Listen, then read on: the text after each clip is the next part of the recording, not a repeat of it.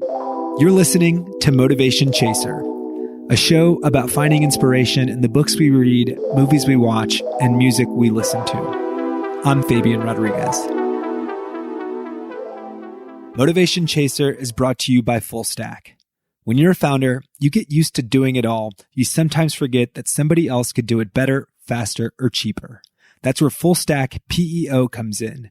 They specialize in turnkey HR for emerging companies, not just payroll and benefits, but advice and expert services that help you and your people maximize potential. Find out more at fullstackpeo.com. What scares you? Like, what are you actually afraid of? Seriously. And I don't mean like spiders or ghosts or the dark. I'm talking about fears. I've been thinking about this quite a bit lately. What are my biggest fears, and what do my fears prevent me from accomplishing? So take a minute to think about it.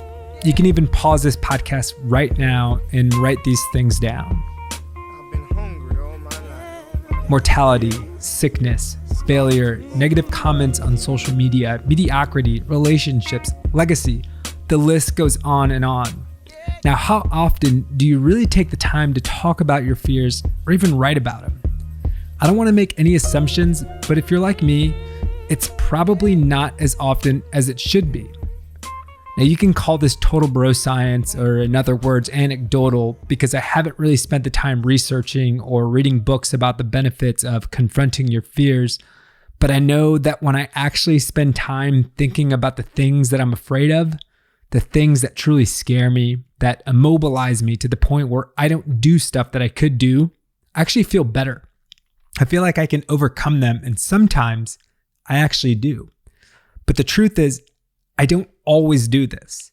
And the whole reason that I'm even talking about this to you today is that I realize that fear is sneaky. Fear takes on so many different forms. Sometimes fear can even take on other names.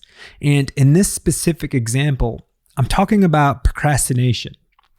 I do my best thinking when I run, and lately most of the thinking on my runs has ended with me asking myself, why do I procrastinate? Like, why do I put things off? Now, if this resonates with you at all, you know that these things, these tasks, new projects, difficult conversations that we've been meaning to have, podcasts we want to start, vulnerable social media posts we want to put out there, whatever that thing is, we put it off because we fear the end result, that it won't be good enough, that people won't like it, that it will ruin a relationship, and so on. I've come to realize that the bulk of my fears live within the world that I work in. If you think that creating podcasts and putting yourself out there for the world to hear is easy, I'm here to tell you that it's not. At least it's not for me. And I procrastinate and put things off because I'm intimidated. And not necessarily intimidated by what people think or that people won't listen. I'm intimidated by the creativity of others. Like, my soul literally gets crushed sometimes when something is so good and I tell myself that I'll never be able to do that. That what I do isn't good enough. That what I create could never stand up to what the people I idolize create. And sadly, I get so intimidated and procrastinate for so long that I don't do the things I want to do. And that sucks because I love what I do, or else I wouldn't be doing it. So I came across this Killer Mike interview the other day, and it made me think. And I'll play the interview audio here for you in a minute. But the point is that we don't always start out good. Frankly, we suck. But we can imitate our heroes and innovate on what they've built to create our own style. And this sentiment gave me solace. It gave me the motivation and the roadmap to creating something awesome, to overcoming my fears and finding my own voice and style. Creativity isn't binary. It isn't inherently good or bad. Creativity thrives in the gray area. And that's pretty damn comforting. You know what I mean? Mike was always really open. Mike was always open to my shit. And which is cool because my shit is a little weird. My shit is a little weirder than it is. It always was. It was always a little jagged, a little dissonant, a little from left field. That's what's ill. Like, you're not an imitator. Like, that's the illest shit on some rap nerd shit. So many people imitated, and I don't even mean in a bad way, because if I hadn't been a 12-year-old imitating Ice Cube, I never would have developed my style. Early NWA, early Ghetto Boys, early shit references Run DMC. A lot of it references Run DMC in terms of the way they were patterns, the beats. But the good ones, they rose to the top because they innovated as they imitated. Imitate, you innovate, and before you know it, you've made your own thing. What's ill about your shit and what's weird and what I love about the weirdness of it is it's a progression of the shit we grew up on, and it's never been a cheap imitation. It has. Coming up, I'll tell you what I've been reading, watching, and listening to since the last episode.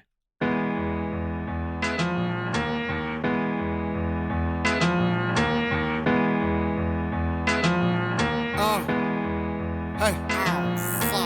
Ooh la la, ah wee wee.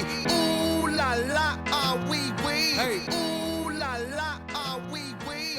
Ooh la la, ah. So, on a previous episode, I told you all about this newsletter called The Daily Dad, and I suggested that everybody sign up for it because the advice and lessons are applicable to everybody, not just dads. And since this is my show and no one can tell me not to revisit something during this read section that I've already talked about, I'm going to go back to The Daily Dad. So that said, I want to read you the email that showed up in my inbox a few days ago. As someone who's currently struggling to get better at writing, I really appreciated the sentiment of the message because I have so much respect and admiration for those who do take the time to write. This email isn't very long, and I'll read it for you now. The title of the email is Send Them a Postcard. Maybe you have to travel a lot for work. Maybe you take an occasional vacation, or you're on the road a lot with one of your older kids for sports or school or whatever. The point is, you're away from your kids. What should you do? Yes, you should FaceTime.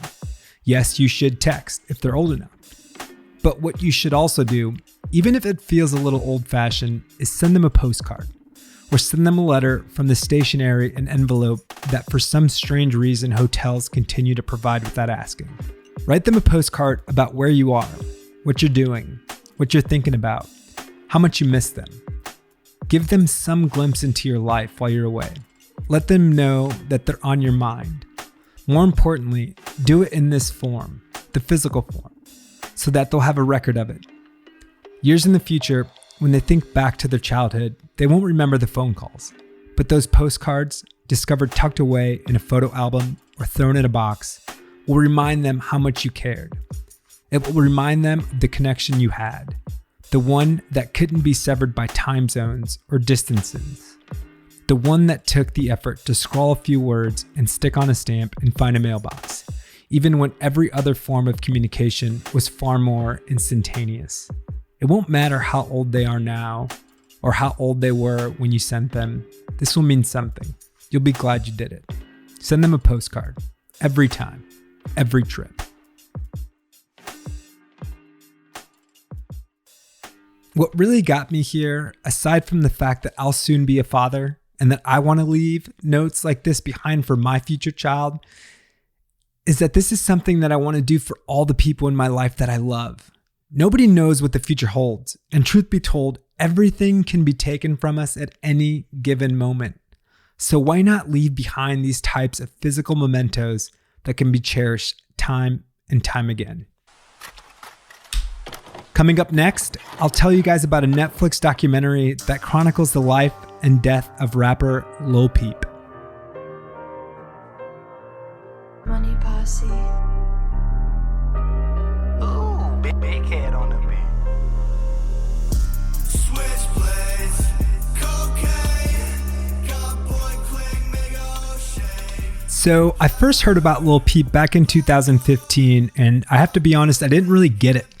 I had a younger cousin who I would discuss music with every now and then, and I remember him being really excited about his music. I listened to a song, and I don't really recall which one, but it just never resonated with me. And it wasn't until after Peep passed, and I came across a song I've Been Waiting featuring Fall Out Boy, that I decided to go back and listen to his music. It's weird how certain artists just don't really click with you for a really long time, and then boom, one song can change everything for you. Well, that one song just happened to unlock the Lil Peep enjoyment part of my brain. And then earlier this year, pretty early on into the COVID lockdown thing, I decided to watch the Netflix documentary Everybody's Everything. This was the actual moment for me that I'd become a Lil Peep fan. And obviously, as with most things, I wanted to learn more. If you're not familiar with Lil Peep's music, I'll give you a little bit of background. Lil Peep was an American rapper, singer, songwriter, and model. He was a member of the emo rap collective Golf Boy Clique. He helped pioneer an emo revival style of rap and rock music and has been credited as the leading figure of the mid-late 2000s emo music scene and came to be an inspiration to Outkast and youth subcultures. He started releasing music on SoundCloud in 2014 using the pseudonym Lil Peep because his mother had called him Peep since he was a child. He soon became popular on the platform for his collaborations with rapper Lil Tracy and the release of several mixtapes. The success of those mixtapes led him to his first solo tour across the United States. Soon after the tour, he relocated to London, England, where he recorded his debut studio album. While his mixtapes explored emo, trap, lo-fi, and alternative rock, his debut album was a transition into pop punk and rap rock. His second album, Come Over When You're Sober Part 2, was a commercial and critical success, debuting at number 4 on the Billboard 200. Lil Peep had substance abuse issues due to his mental health conditions, including depression and bipolar disorder, which often influenced the thematic content of his music. He died in Tucson, Arizona on November 15, 2017, 2 weeks after his 21st birthday. The Pima County Office of the Medical Examiner certified the cause of death as an accidental overdose of fentanyl and Xanax. The documentary is an intimate portrait that depicts the rise of Lil Peep, whose genre-bending music attracted a massive following and ultimately defined his life. The film kind of plays out like a collage of early home videos, self-shot footage of Peep with his friends, behind-the-scenes tour footage, interviews with friends and family, and this beautiful narration of letters that are read aloud by Lil Peep's grandfather. These letters, which were written throughout Peep's life, help progress the story. And there are really two things that I took from watching this. The first is this. Lil Peep was incredibly talented and creative and was so unafraid to do things in his own way. And that's unbelievably inspiring for me. And the second thing, which actually relates to the Daily Dad email that I just talked about, is that writing letters can be such a powerful act. And I think it's so cool because you don't ever really know what your words are going to mean to the intended reader. You kind of just put them out there and hope for the best. I'll leave you with a clip of Lil Peep's grandfather reading one of the countless letters that he wrote to his grandson before his death. Dear grandson, my prophet, my tattooed poet of the sweetheart. The wounds your father gave you, God did not heal, but did close, even if in scars, so that you received the strength to stand up against him for yourself, to declare just as a boy your independence, and to determine to grow into your own man. This is one of your gifts and wonders that makes me admire you, makes me happiest about you, for you.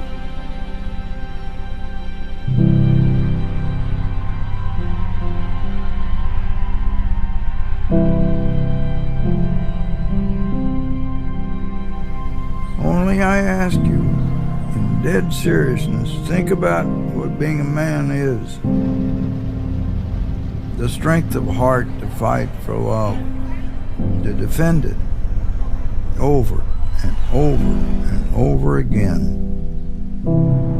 That's manly. I love you too. Anyway, it'll be wonderful to see you. I much look forward to it. Love, your Grandpa Packak. And last, you'll get a 2-for-1 during the listen section, as we're going to discuss a podcast and companion album I think you should all check out.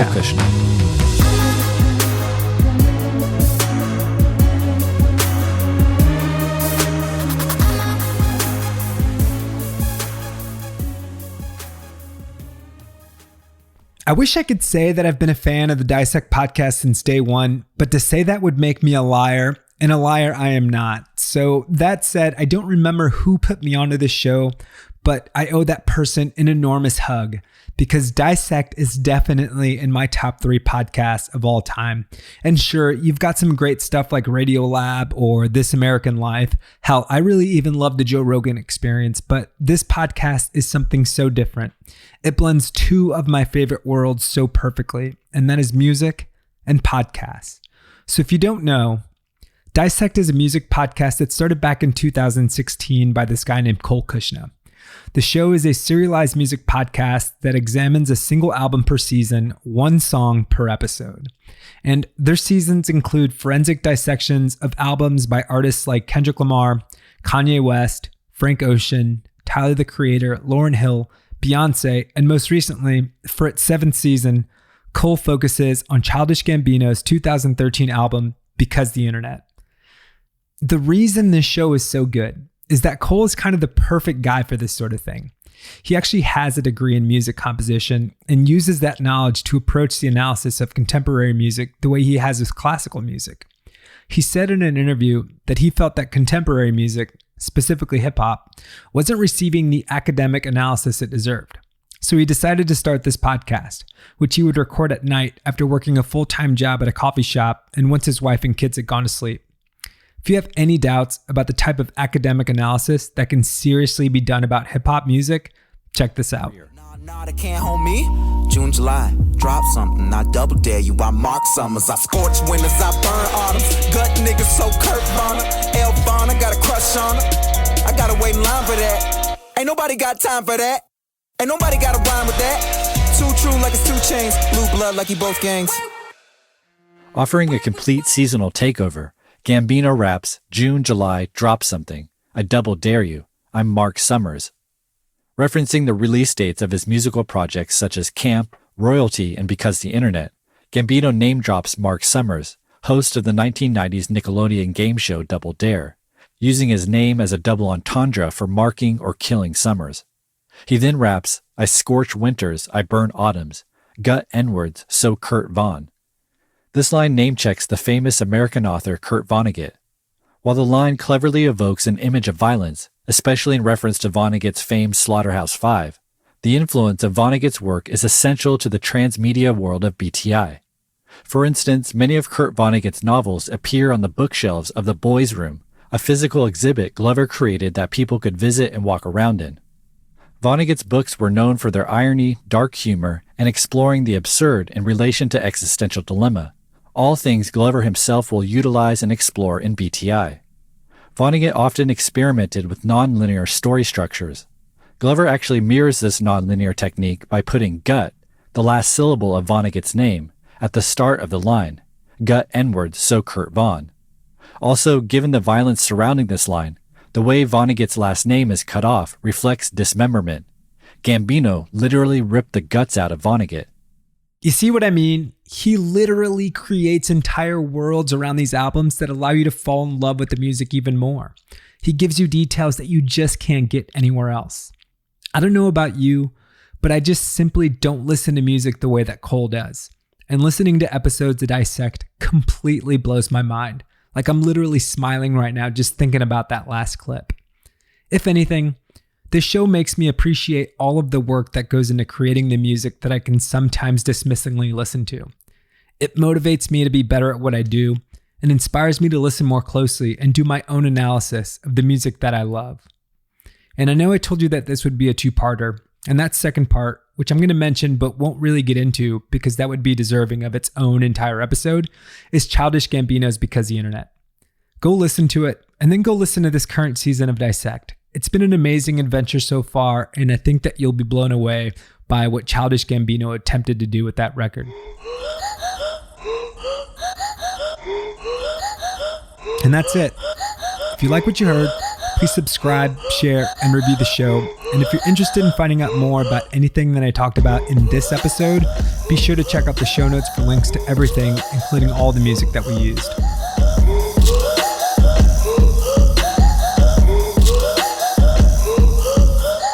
Thank you for listening to another episode of the Motivation Chaser podcast. This show is hosted and edited by me, Fabian Rodriguez, mixed and mastered by the one and only Jeff DuPont.